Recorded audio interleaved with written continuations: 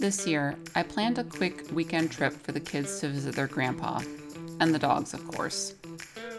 I picked them up straight from work, and we hit the road.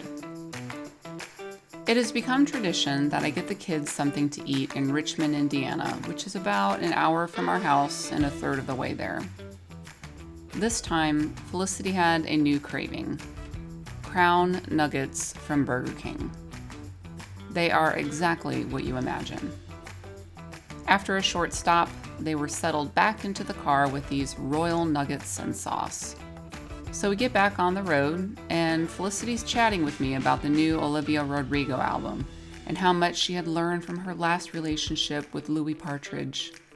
I don't know these people, but I nod politely and assume that's because I'm not cool anymore. Fact check, accurate. And then traffic slows. This is normal on I-70 westbound going through Indiana. There's always a slowdown. Only this isn't a slowdown. It is a standstill. 10 minutes pass. Then 15. Then I see a helicopter circling. We might be here a while, I tell the kids. Looks like someone's getting airlifted out. Then a second helicopter arrives. 40 minutes later, we haven't moved. The kids have finished their food, and Felicity moves on to quizzing Henry about the meaning of Gen Alpha slang words like choppelganger and mewing. I look for possible news coverage for clues about how long we might be stuck. While I'm looking, Henry says, "I need to go to the bathroom." I say, "Which one, pee or poop?" "Of course," he says, "poop." It isn't until this moment that I fully realize how stuck we are.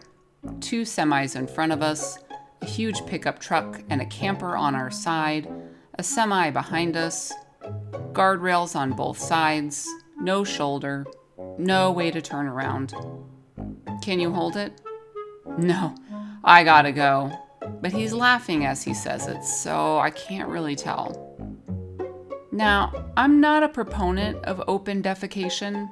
I mean, gross. But I am a fervent believer in contingency plans. So I tell him that if worse comes to worse, and there's no way that he can hold it, we have this Burger King bag here. And because I'm prepared, I have a packet of wet wipes. Felicity says, "Mom, no." He has turned around on the seat, angling his still-clothed butt over the Burger King bag, asking if this was the way to do it. All the while, Felicity is pleading, "Mom, no!" I tell him that I understand how exciting the idea is, but that really, this is a last resort plan.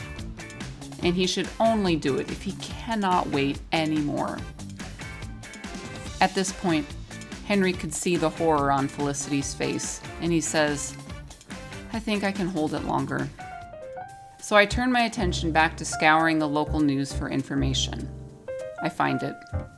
I scan the article, which describes my exact location, along with the words, "cleanup for the next several hours." I forward the news article to my husband, along with the text, "We're f***ed." Henry immediately calls out my profanity. "You can't say that, Mom." And I call him out for reading my text over my shoulder. And then I insist, this is an appropriate use of that word.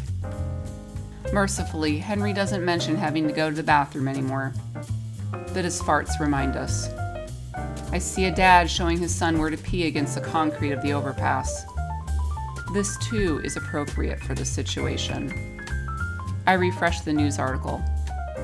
Now it reads, 4 hours. It's 7 p.m. My car has 60% charge left, so I turn off the car until the windows get foggy, and then I turn it back on to vent the air. The truck driver ahead of us doesn't know how to cope, so he gets out of his cab and starts roaming the interstate, talking to anyone who will listen. He confirms what the news article says: a semi and 2 passenger vehicles. The semi caught fire. He blames the semi for some reason, insisting that the driver was probably speeding. Calls the driver a jackbutt instead of a jackass when he sees the kids in the car. It helps the time pass. So at this point, we kind of resign ourselves to the situation. I book a hotel room that is about an hour away from Grandpa's and near an EV charger. I'd rather pay for a hotel than arrive at our destination at 1 a.m. We listen to Olivia Rodrigo tell us about falling in love with Louis and songs that remind me of every time I fell in love. We do trivia, we open and close the windows and watch the sunset at 9:30. The summer solstice is almost here. Felicity points out that it's a waxing crescent moon. At 10:20, brake lights start flickering off in the distance. Then the semi ahead of us moves. Then we move. The kids cheer like we've just won the lottery. I get off on the first exit and tell Henry we're going to use the gas station bathroom. He says he doesn't need to go anymore. I'm not buying it. The gas station is flooded with parents and children going to the bathroom and grabbing snacks after the 5-hour traffic jam. Henry relieves himself. Somehow, we made it through that experience without screaming, tears, or poop. At least in the car.